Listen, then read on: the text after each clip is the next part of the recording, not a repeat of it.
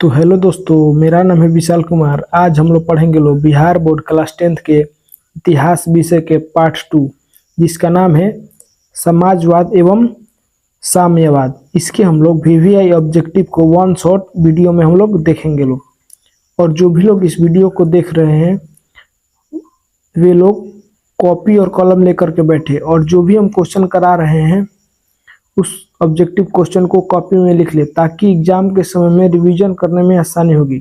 आप लोग अभी से ही chapter wise objective question copy में लिख लें और इसके लिए एक अलग से कॉपी बना लें, जिसमें आप सभी सिर्फ ऑब्जेक्टिव क्वेश्चन ही चैप्टर वाइज लिखेंगे। और अभी तक आप लोगों ने हमारे यूट्यूब चैनल को सब्सक्राइब नहीं किए हुए हैं तो विशाल यूट्यूब हब जिसका नाम है उसको सब्सक्राइब कर ले।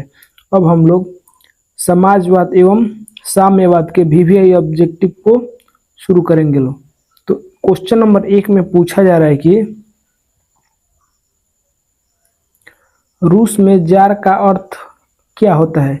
तो रूस में जार का अर्थ क्या होता है, तो इसका आंसर होगा रूस का सम्राट। यानी रूस में जार का अर्थ क्या होता है, तो रूस का सम्राट।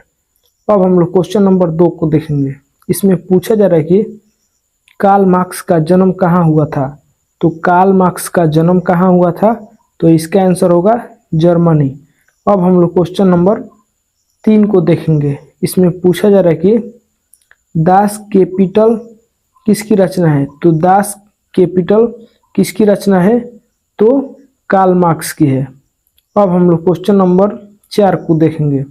इसमें पूछा जा रहा है कि बार एंड पीस किसकी रचना है।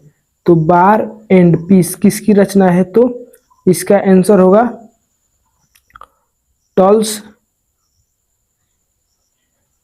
टॉल्स्टॉय। तो बार एवं पीस किसकी रचना है, तो टॉल्स्टॉय की। अब हम लोग क्वेश्चन नंबर 5 को देखेंगे।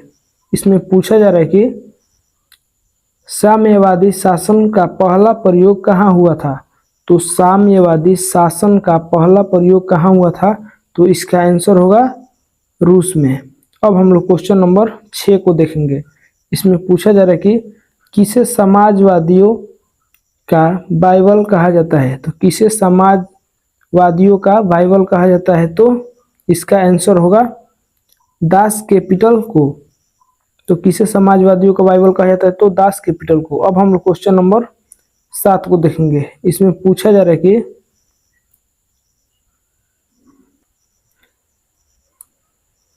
बोल्शेविक क्रांति कब हुई।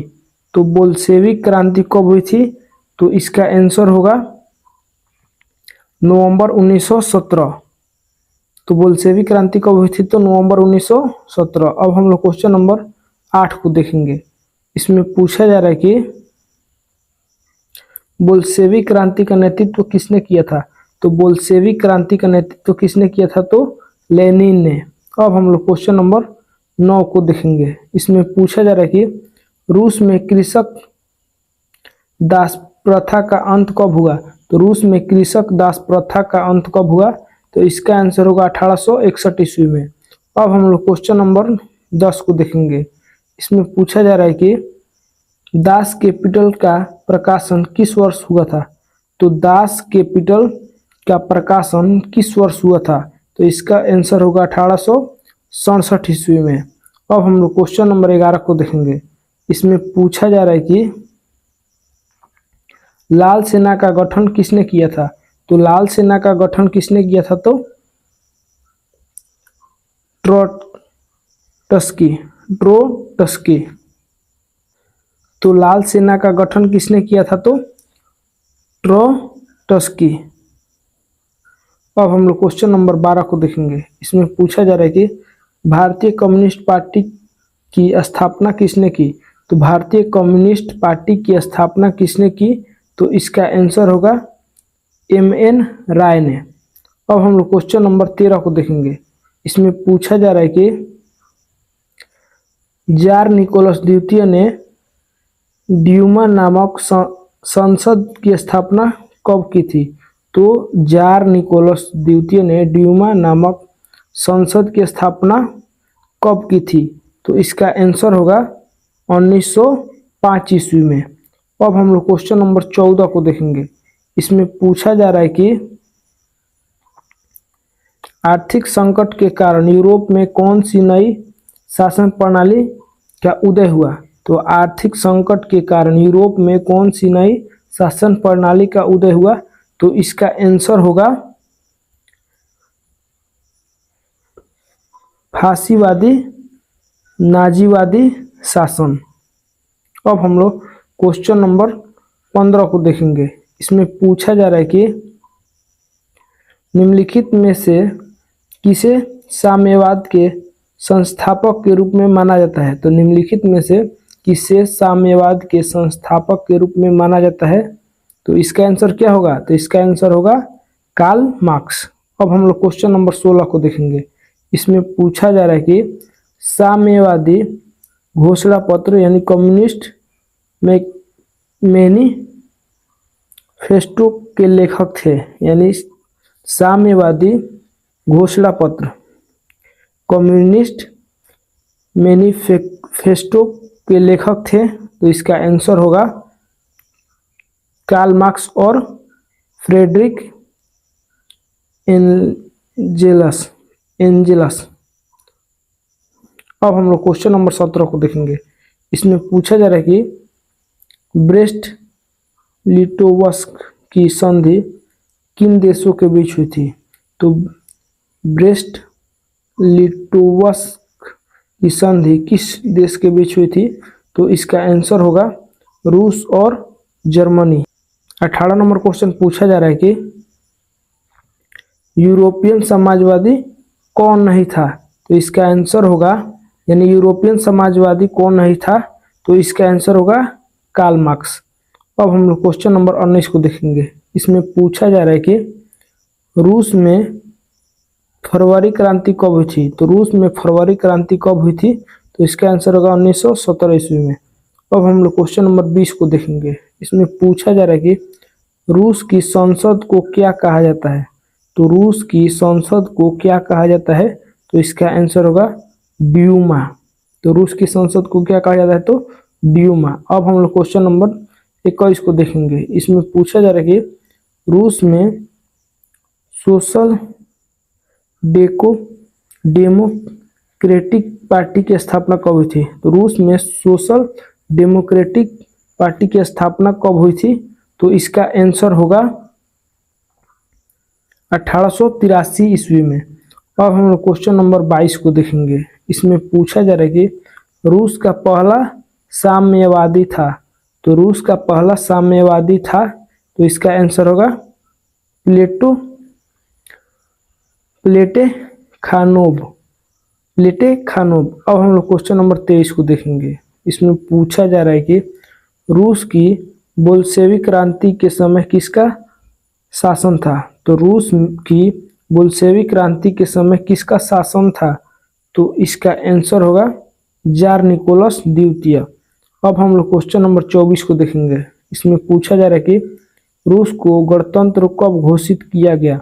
तो रूस को गणतंत्र कब घोषित किया गया। तो इसका आंसर होगा सितंबर 1917। तो रूस को गणतंत्र कब घोषित किया गया। तो सितंबर 1917। अब हम लोग क्वेश्चन नंबर 25 को देखेंगे। इसमें पूछा जा रहा है कि रूस में नई आर्थिक नीति कब लागू हुई थी। तो रूस में नई आर्थिक नीति कब लागू हुई थी। तो इसका आंसर होगा 1921 ईस्वी। अब हम लोग क्वेश्चन नंबर 26 को देखेंगे। इसमें पूछा जा रहा है कि रूस जापान युद्ध कब हुआ था। तो रूस जापान युद्ध कब हुआ था। तो इसका आंसर होगा 1904 से 1905 ईस्वी में। अब हम लोग क्वेश्चन नंबर 27 को देखेंगे। इसमें पूछा जा रहा है कि रूस में किसका राजवंश का शासन था। तो रूस में किस राजवंश का शासन था। तो इसका आंसर होगा रोमानोव। अब हम लोग क्वेश्चन नंबर 28 को देखेंगे। इसमें पूछा जा रहा है कि जार निकोलस ने ड्यूमा को भंग करने का आदेश कब जारी किया। तो जार निकोलस ने ड्यूमा को भंग करने का आदेश कब जारी किया? तो इसका आंसर होगा 11 मार्च 1917 को। अब हम लोग क्वेश्चन नंबर 30 को देखेंगे। इसमें पूछा जा रहा है कि जार निकोलस को कब सिंहासन त्यागना पड़ा? तो जार निकोलस को कब सिंहासन त्यागना पड़ा? तो इसका आंसर होगा 15 मार्च 1917 ईस्वी को। अब हम लोग क्वेश्चन नंबर 30 को देखेंगे। इसमें पूछा जा रहा है कि लेनिन ने आर्थिक नीति की घोषणा कब की थी? तो लेनिन ने आर्थिक नीति की घोषणा कब की थी? तो इसका आंसर होगा 1921। अब हम लोग क्वेश्चन नंबर 31 को देखेंगे। इसमें पूछा जा रहा है कि लेनिन की मृत्यु कब हुई थी? तो लेनिन की मृत्यु कब हुई थी? तो इसका आंसर होगा 1924 ईस्वी में। अब हम लोग क्वेश्चन नंबर 32 को देखेंगे। इसमें पूछा जा रहा है कि लेनिन द्वारा कॉमिनटर्न की स्थापना कब हुई थी? तो इसका आंसर होगा 1919 ईस्वी में। अब हम लोग क्वेश्चन नंबर 33 को देखेंगे। इसमें पूछा जा रहा है कि लेनिन का उत्तराधिकारी कौन बना? तो लेनिन का उत्तराधिकारी कौन बना? तो स्टालिन। अब हम लोग क्वेश्चन नंबर 34 को देखेंगे। इसमें पूछा जा रहा है कि चेका क्या था? तो चेका क्या था? तो इसका आंसर होगा पुलिस दस्ता। अब हम लोग क्वेश्चन नंबर 35 को देखेंगे। इसमें पूछा जा रहा है कि चेका का गठन किसने किया था? तो चेका का गठन किसने किया था? तो इसका आंसर होगा लेनिन। अब हम लोग क्वेश्चन नंबर 36 को देखेंगे। इसमें पूछा जा रहा है कि साम्यवादी घोषणा पत्र कम्युनिस्ट मैनिफेस्टो का प्रकाशन कब हुआ? तो इसका आंसर होगा 1848 ईस्वी में। अब हम लोग क्वेश्चन नंबर 37 को देखेंगे। इसमें पूछा जा रहा है कि स्वप्रदर्शी समाज का संस्थापक कौन था? तो स्वप्रदर्शी समाज का संस्थापक कौन था? तो इसका आंसर होगा ओवन। अब हम लोग क्वेश्चन नंबर 38 को देखेंगे। इसमें पूछा जा रहा है कि सोवियत संघ का विघटन किस वर्ष हुआ? तो सोवियत संघ का विघटन किस वर्ष हुआ था? तो इसका आंसर होगा 1991 ईस्वी में। अब हम लोग क्वेश्चन नंबर 39 को देखेंगे। इसमें पूछा जा रहा है कि स्टालिन कम्युनिस्ट पार्टी का क्या था? तो स्टालिन जो था वो कम्युनिस्ट पार्टी का क्या था? तो इसका आंसर होगा महासचिव। अब हम लोग क्वेश्चन नंबर 40 को देखेंगे।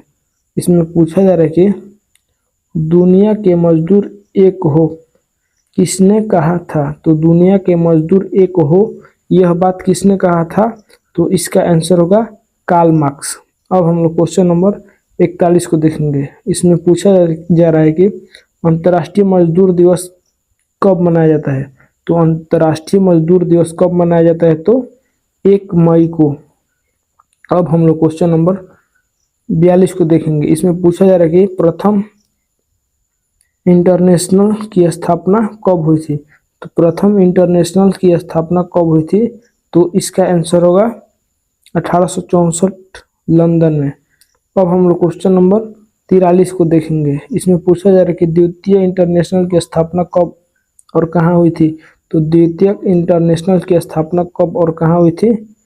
तो 1889 ईस्वी में। तो और कहाँ? तो पेरिस में।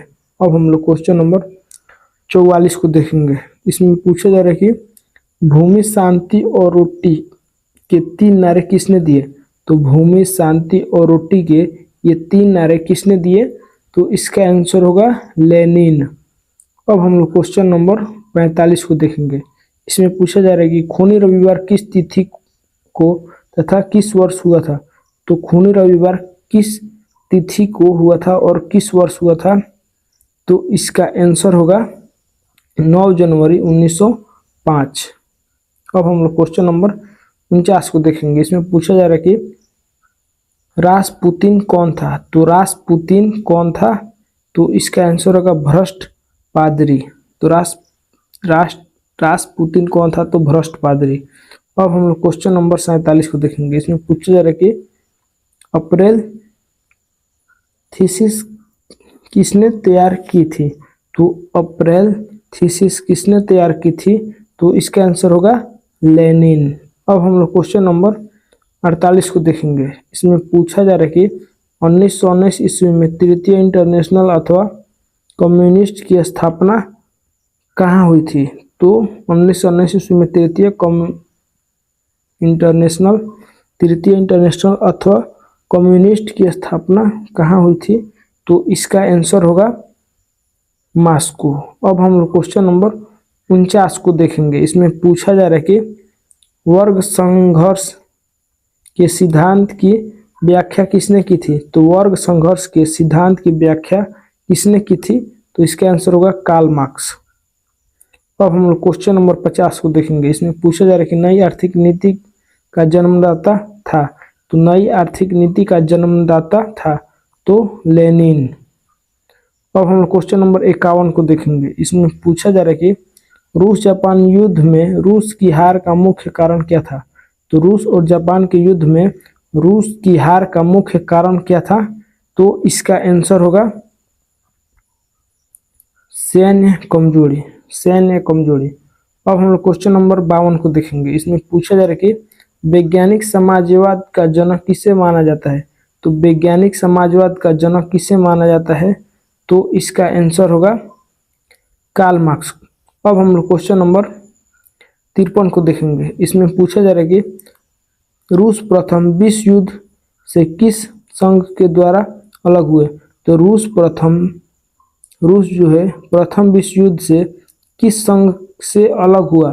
तो इसका आंसर होगा ब्रेस्ट लिटोवस्ट की संधि। अब हम लोग क्वेश्चन नंबर 54 को देखेंगे। इसमें पूछा जा रहा है कि रूस में पहली क्रांति किस नाम से जानी जाती है? तो रूस में पहली क्रांति किस नाम से जानी जाती है? तो इसका आंसर होगा फरवरी क्रांति। अब हम लोग क्वेश्चन नंबर 55 को देखेंगे। इसमें पूछा जा रहा है कि नई आर्थिक नीति किसने लागू की थी? तो नई आर्थिक नीति किसने लागू की थी? तो इसका आंसर होगा लेनिन। अब हम लोग क्वेश्चन नंबर 56 को देखेंगे। इसमें पूछा जा रहा है कि 1919 ईस्वी थर्ड इंटरनेशनल कम्युनिस्ट की स्थापना किसने की? तो 1919 ईस्वी में थर्ड इंटरनेशनल कम्युनिटर्न की स्थापना किसने की? तो इसका आंसर होगा लेनिन। अब हम लोग क्वेश्चन नंबर 57 को देखेंगे। इसमें पूछा जा रहा है कि रूस की संसद को किस नाम से जाना जाता है? तो हम बताए थे रूस की संसद को किस नाम से जाना जाता है। तो आप इसका आंसर आप लोग कमेंट करें। अब हम लोग क्वेश्चन नंबर 58 को देखेंगे। इसमें पूछा जा रहा है कि रूस में बोल्शेविक दल का नेतृत्व किसने किया? तो रूस में बोल्शेविक दल का नेतृत्व किसने किया? तो इसका आंसर होगा लेनिन। अब हम लोग क्वेश्चन नंबर 59 को देखेंगे। इसमें पूछा जा रहा है कि अप्रैल थीसिस किसने प्रस्तुत की थी? तो अप्रैल थीसिस किसने प्रस्तुत की थी? तो इसका आंसर होगा लेनिन। अब हम लोग क्वेश्चन नंबर 60 को देखेंगे। इसमें पूछा जा रहा है कि रूस में कृषक दास प्रथा का अंत किस शासक के समय हुआ? तो रूस में कृषक दास प्रथा का अंत किस शासक के समय हुआ? तो इसका आंसर होगा अलेक्जेंडर द्वितीय। अब हम लोग क्वेश्चन नंबर 61 को देखेंगे। इसमें पूछा जा रहा है कि रूसी क्रांति के समय रूस का शासन कौन था? तो रूसी क्रांति के समय रूस का शासक कौन था? तो इसका आंसर होगा जार निकोलस द्वितीय। जार निकोलस द्वितीय। अब हम लोग क्वेश्चन नंबर 62 को देखेंगे। इसमें पूछा जा रहा है कि सोवियत संघ का विघटन किस वर्ष हुआ? तो सोवियत संघ का विघटन किस वर्ष हुआ? तो इसका आंसर होगा 1991। अब हम लोग क्वेश्चन नंबर 63 को देखेंगे। इसमें पूछा जा रहा है कि चेका किस प्रकार का गठन था? तो चेका जो है वो किस प्रकार का गठन था? तो वो एक गुप्त पुलिस संगठन था। अब हम लोग क्वेश्चन नंबर 64 को देखेंगे। इसमें पूछा जा रहा है कि कम्युनिस्ट मैनिफेस्टो का प्रकाशन किस वर्ष हुआ? तो कम्युनिस्ट मैनिफेस्टो का प्रकाशन किस वर्ष हुआ? तो इसका आंसर होगा 48। अब हम लोग क्वेश्चन नंबर 65 को देखेंगे। इसमें पूछा जा रहा है कि रूस में नई आर्थिक नीति किस वर्ष लागू हुई। तो रूस में नई आर्थिक नीति किस वर्ष लागू हुई, तो 1921 ईस्वी में। अब हम लोग क्वेश्चन नंबर 66 को देखेंगे। इसमें पूछा जा रहा है कि